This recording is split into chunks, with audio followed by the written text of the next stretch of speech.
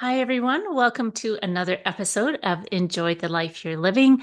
I'm Jana Rieger, the host, and I'm so excited today to have my good friend, Dr. Gaston Cordova, join us to chat a little bit about inner excellence, really. And Dr. Cordova is a neuroperformance coach, and he works with elite athletes and executives and has just a wealth of information to share. So, welcome, Gaston. And just so pleased to have you here today. Thanks so much, Jana. It's a pleasure. I'm excited for this call and been looking forward to it. Yeah, me too. So I always love starting with people's stories, and I would love for you to share with the listeners what motivated you, first of all, to be a doctor of physiotherapy, and then how does that shape your approach to neuroperformance coaching with elite athletes and executives?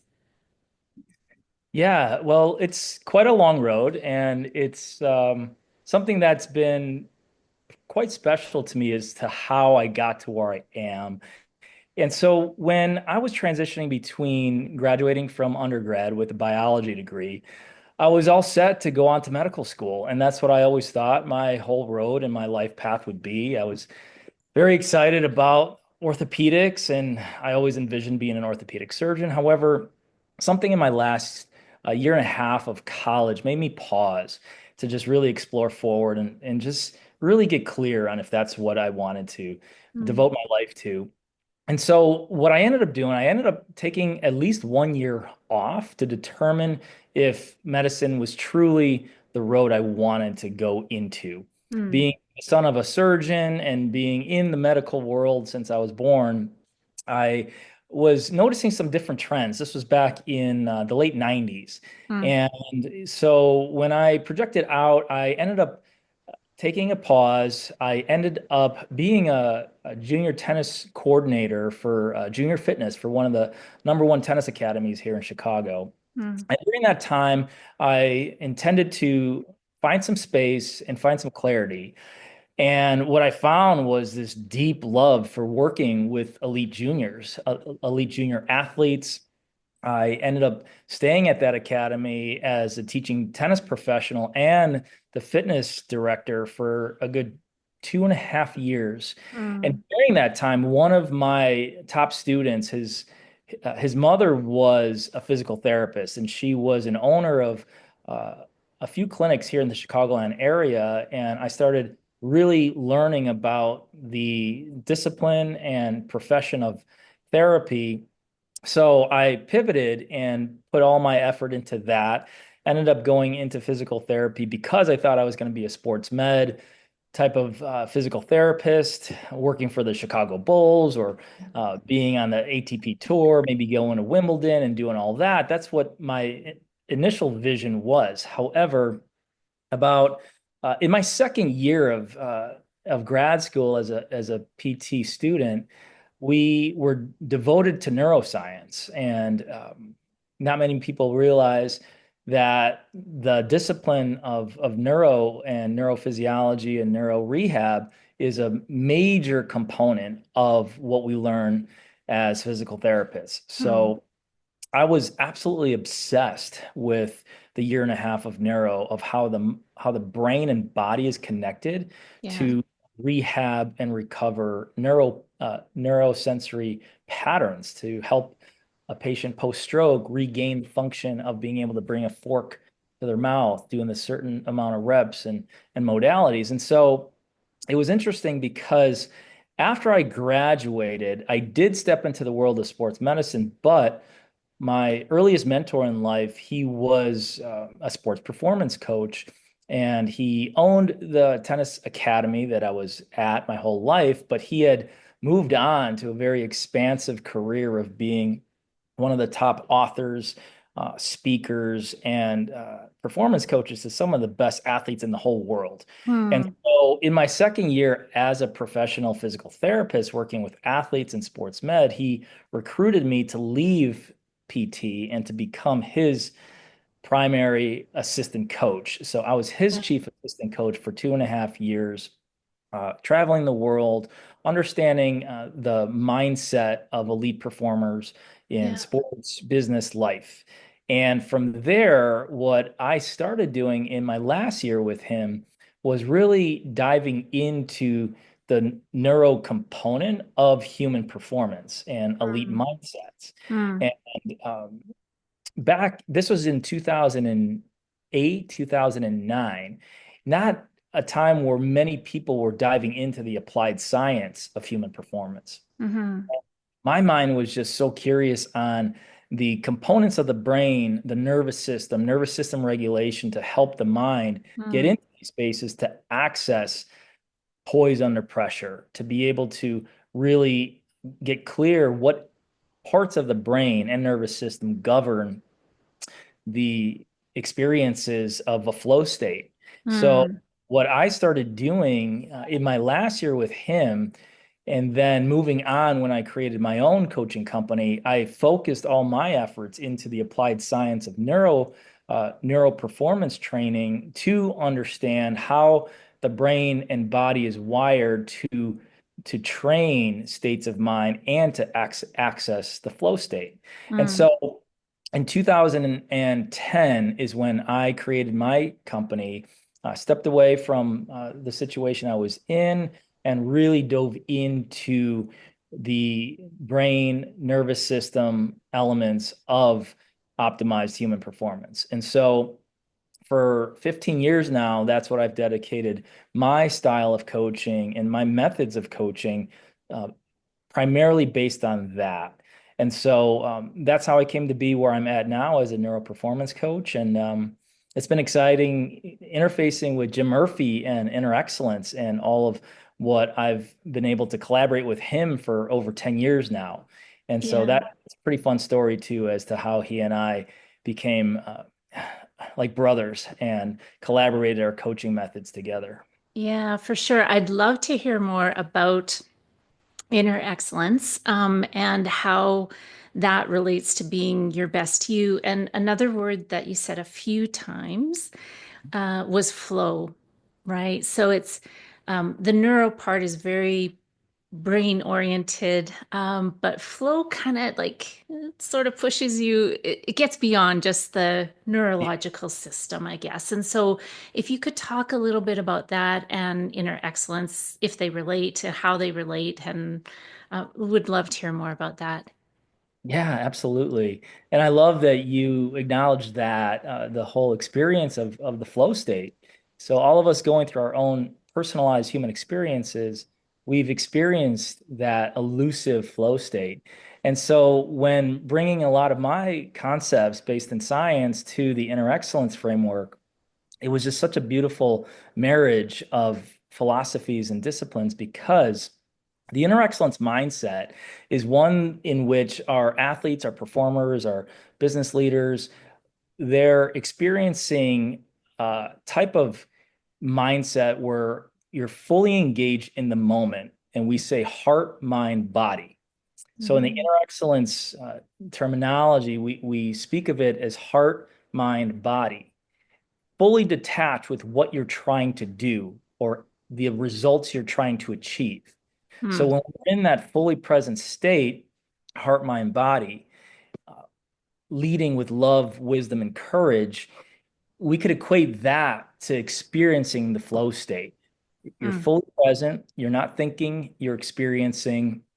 And one way I bring in my applied science methods and discussions to the inner excellence conversation is that when we're in that flow state, heart, mind, body, fully engaged in what you're experiencing in the moment, detached from the future, detached from the past, and just fully present, one of the important things that I help my athletes and leaders that I coach is that in any given moment in life, life will just deliver something in front of you that Hmm. will then trigger something of self-protection, self-preservation, where we pull back into more of a fight or flight experience, or even a dorsal ventral experience where we kind of really pull back and almost freeze up. And so from there, what one way that I help my learners understand that to get back into the heart, the true flow state is when you are fully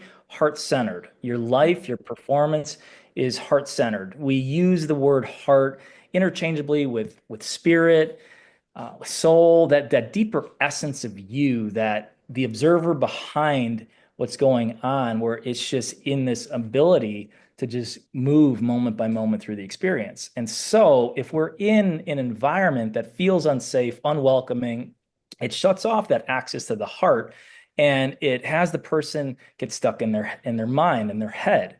There's so many times where athletes, you'll hear it across the board, even in the professional world to the amateur world, that if I could just get out of my own head, I would be at my Mm-hmm. best. Or I could, if, or rather, most will say, if I could just get out of my own way, I Mm-hmm.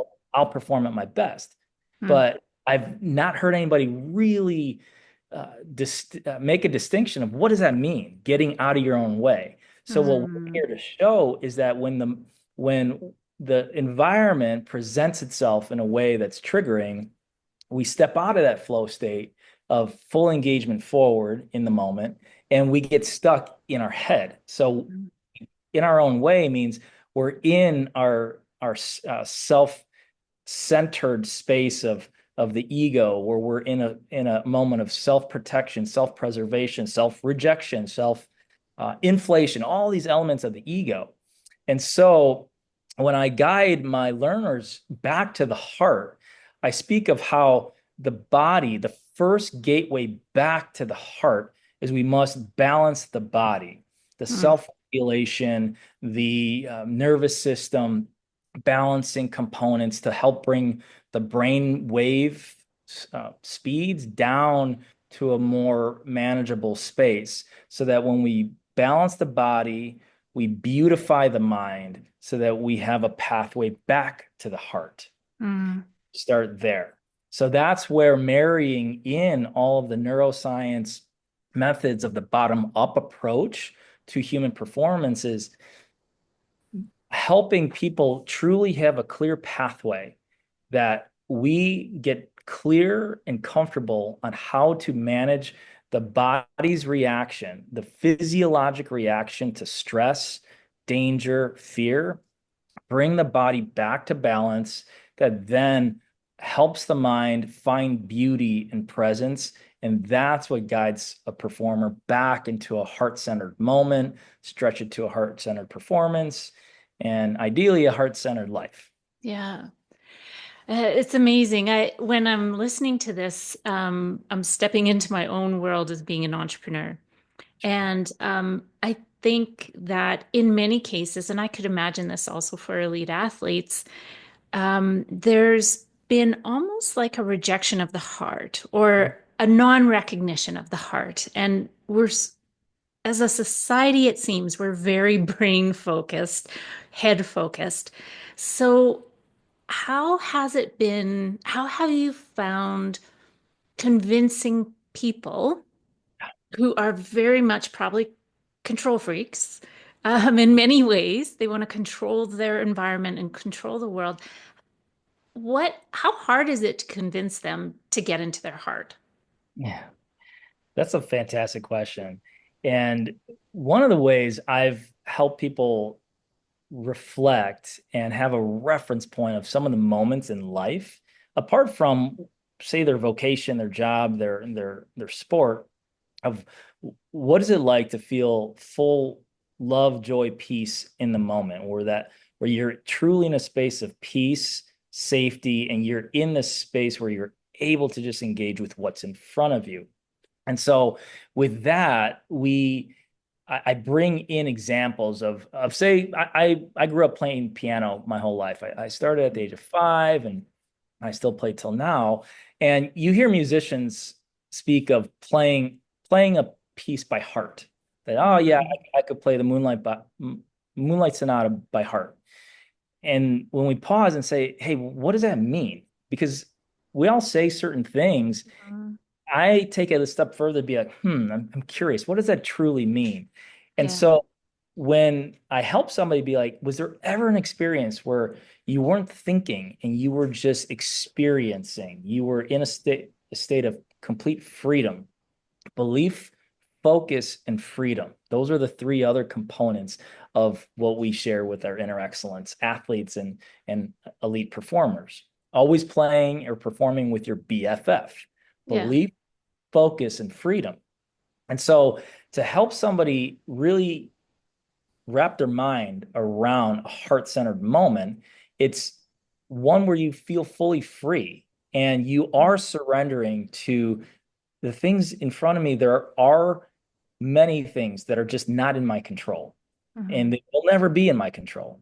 Helping them understand that it's the mind writing its own narrative and stories to create distortion. So when we get into self-mastery of the ego, we really help our learners understand, oh, the ego is doing its job. It's doing these things to help you feel safe Mm-hmm. because helping somebody realize that, wow, when you are in a heart-centered moment and just full of spirit and flow is happening, you are in a fearless state. You are free from Mm-hmm. fear.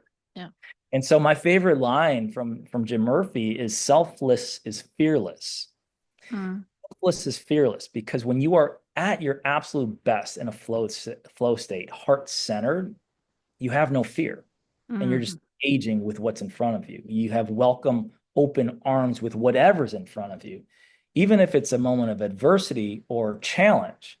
So I help people understand, hey, was there ever a time where you can perceive that what was in front of you was a little dangerous, a little threatening. However, there was something inside of you that allowed you to just be free of the fear and just move through it. And that's when I helped them realize that was a moment of heart-centeredness. That was a moment of flow. Mm-hmm. So, speaking about playing piano, I mentioned how when I play, say, Beethoven's Moonlight Sonata, if I start trying to think about where my fingers have to go, I freeze up and it falls apart. Mm-hmm. So it's the fear of making a mistake and uh, understanding am in the right rhythm and am I delivering something in beautiful tempo? Just that extra thought breaks down the state of flow versus when just close my eyes, release, and just allow myself to just flow into what's already programmed inside of me. That's where I reference my states of flow, say in piano or anything, even in a amazing exchange of a conversation with you right here. So, Mm-hmm. so those are some ways that I do my best to help people wrap their mind around what does it mean to have a heart-centered moment. Yeah. So for those guys that say to you, okay, Dr. Gaston, I know what you mean. I've experienced that flow, but I still can't get out of my head. I need help. Like, Yeah. how do you help them get into that baseline, I guess you'd call it nervous system regulation, and so that maybe it's easier to get to that flow? Yes, yes. Well, and thank you for asking these really important questions because it's a process and a method that we help people construct their own individualized system. Mm, System is a collection of routines, habits, and the process. We hear so much mm, word process when it comes to high performers. I know the Masters just was about a month ago, and Rory McIlroy was the victor. It was a really beautiful moment, and I'm one who looks at the post round interviews or what these elite athletes speak about their human experience in this example, winning the biggest golf tournament in the world, and you mm, hear the word process, you hear the word bringing coming back to a feeling over and over. mm, So when I do have somebody who just is really in a habit loop of their identity of somebody being very much uh, focused on this self-image of somebody who's in their head, they can't get out of their own way. We bring it all the way back to identifying their purpose, getting very clear on their identity, and we mm, build from there. What we do is we help carve out a very accurate, realistic representation of who they are right now. And if who you are right now is aligned with your best possible self of who you see yourself wanting to be in your life, then beautiful. We Mm, examine the patterns, habits, and routines that have led you here. If here is truly experiencing your best possible you, 80 to 90% of the time. I always give that openness of non-perfectionism, that yes. hey, are 80 to 90% of your days, weeks, months, seasons in this space where you feel fully alive, at peace, with this deep sense of surrender to what's in front of me and trust that I'm exactly where I'm meant to be right here, right now. If that is the current feeling of somebody, then we help get clear on what are the habits that you're doing that are Mm, delivering this. However, the majority of people who reach out to me don't feel that. That's mm, they feel something's lacking, something's missing, that I keep I keep getting in my own head, getting in my own way. I keep overthinking, negative thinking. I'm mm, not living the best possible life. I'm not living a life that's aligned with my dreams. I'm living a mm, life where my internal narrative is creating more nightmares mm, than uh, beautiful dreams. So, so coming back to your question is really step one, examine. Discipline number one in inner excellence is to mm, examine everything that's led you here, mm, examine what you feel your best possible you is in the future, and then from there, put together the patterns and link the dots that have brought you here. And then if your best possible self, your ideal future self, is mm, somewhere beyond and you don't feel you're on the path of getting there, that's where we come back and examine what are the type of daily habits and routines you're doing. mm, What are the things? Have you devoted X amount of time and commitment to balancing your nervous system? Starting mm, with that, because in my module number one, when I give a workshop, I have a 6 hour workshop at a sports academy this Saturday, and I always start with something's going to happen to just uh, present as a threat. You'll be quote unquote triggered. mm, Do you have something immediately prepared that number one, you're aware that your internal physiology has been dialed up? But mm, number two, do you have something consistently prepared for that moment to bring yourself right back to the moment? And just have you developed your own training pathway so that no matter what happens, I know there's going to be things that's going to happen today that are going to not line up, that's going to create that physiologic upcharge. And then from there, it's okay because I know I'm prepared on the back end to just mm, bring myself back to the body. Uh, the first gateway to the body is the breath.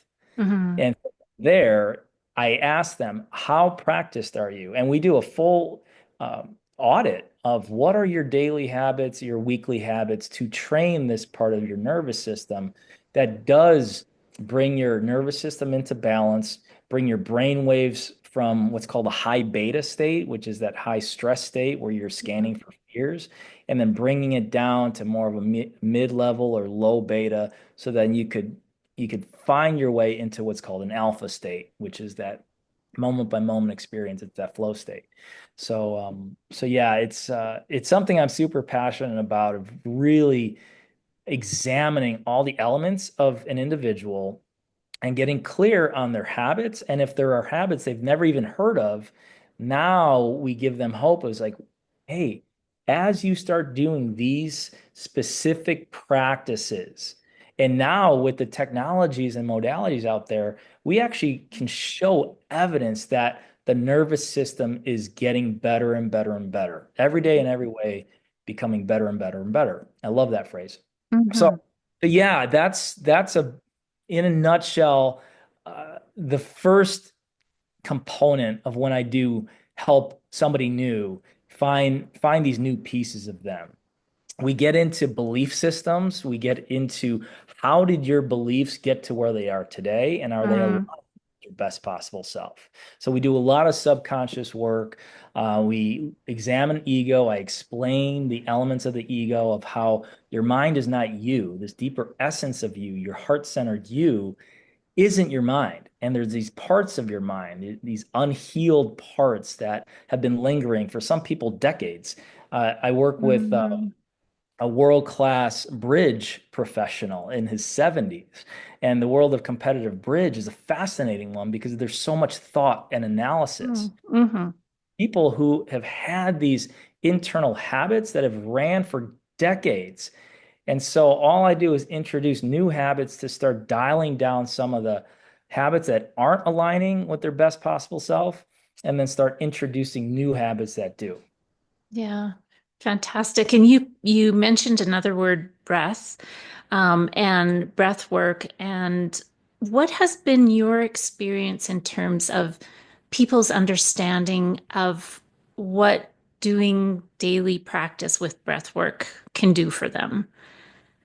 Yeah, that's some of the most exciting findings since I started doing the work I do. Because if I could look back and see when culturally, especially in high performance, say sports, it started becoming more and more um, out there as evidence, and the best athletes are speaking about breath work. I know I started really seeing it probably in 2012 is when the early discussions of heart rate variability, HRV training, getting the vagus nerve in a nice smooth rhythm. And the gateway to that is through breath.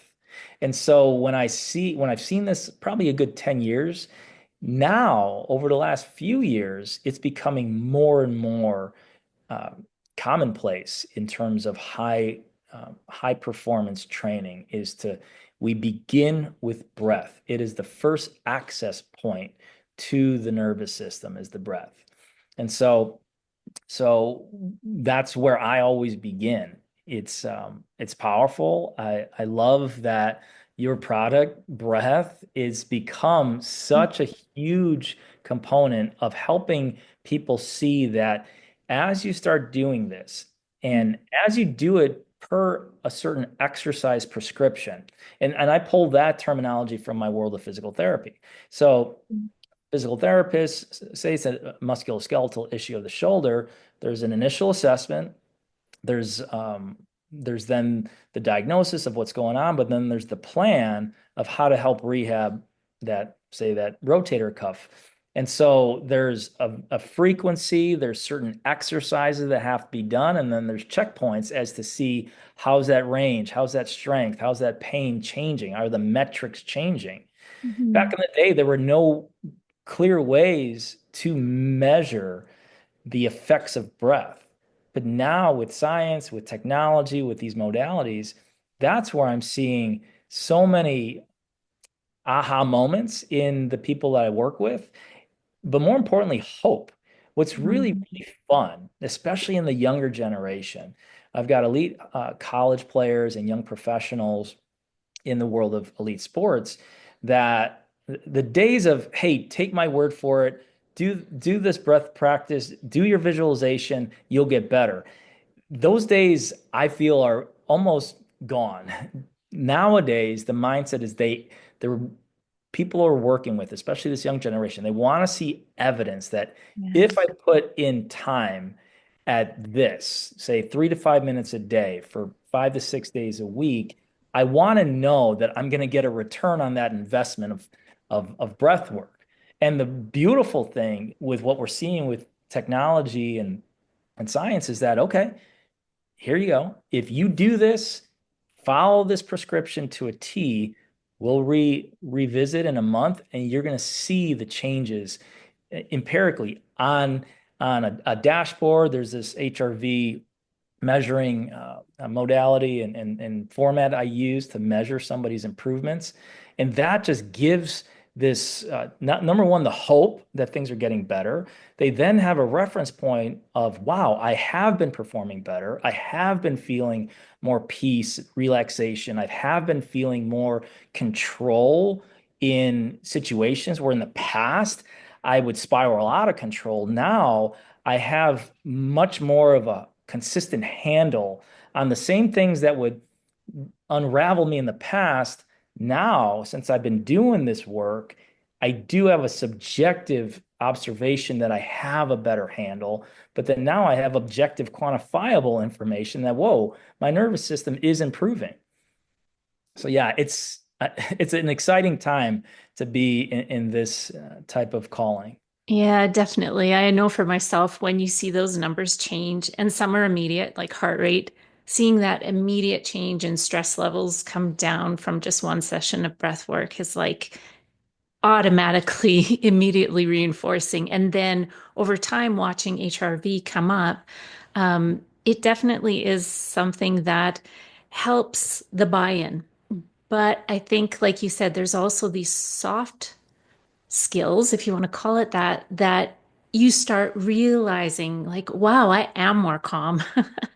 I am waking up feeling, calm, cool, collected, and not panicked. So I love that you've um, said those things, Dr. Gaston, because I think that those are the things that are harder to measure, but when you start realizing them and feeling them, it's fantastic. So yeah, I love it. So, one last thing that I would love to ask you before we end, because it's something I love to ask all my guests, and it's about enjoying life and what the phrase enjoy the life you're living means to you.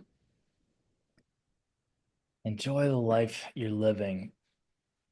For me, it's waking up, having a clear intention of the day, and reflecting back on what the intention I set the day before. And knowing that if I'm experiencing something where I'm free of wanting and desiring, and I'm truly in a space of giving without the intention of getting anything back. Mm. Jim Murphy helped me understand the concept of unconditional love. Unconditional love is giving without wanting anything in return, not even a thank you, not even a pat on the back. It's just you are resonating from a place of service, sacrifice, honoring others, putting that first. And so when I'm in that flow and I'm experiencing enriching relational moments with anybody, say the closest people to me who I love the most, my family, my friends, but then clients, and then acquaintances or just strangers. If I know I'm experiencing these very genuine moments of harmony with another person, that's when I am fully experiencing the joy of life and enjoying the life I'm living. And so setting up my days, my weeks, my months, my seasons so that I am able to really experience that gift that I know is given to all of us. And I know it's been something really important for me my entire life. If I am experiencing that daily in some small way or big way, I feel that spring of joy through my Mm. heart and knowing that I'm right where I'm meant to be, and I'll Yeah. take that. Yeah, for sure. That's awesome. So, for anyone who is listening to this or watching it, how can they find you? Yeah, the easiest way is through my website, Okay. drgaston.com. So it's DRGASTON. There's a free link on there to set up a discovery call if anybody wants to just get to know me and if I could help in any way to clarify certain things. That's a great way to just be in touch with me. On that website, my Instagram is on there as well, Dr. Cordova on Instagram. So people have reached me that way. And then I'm happy to always just share my email, Gaston at drgaston.com. Excellent. Oh, thank you so much for your time today and your insights. And thank you for everything you're doing for elite athletes and entrepreneurs and executives in terms of really getting them into their best lived lives. Well, thank you, Jana. This has been a pleasure, and I look forward to our ongoing conversations as always. Yeah, me too. Thank you. Thank you, Jana.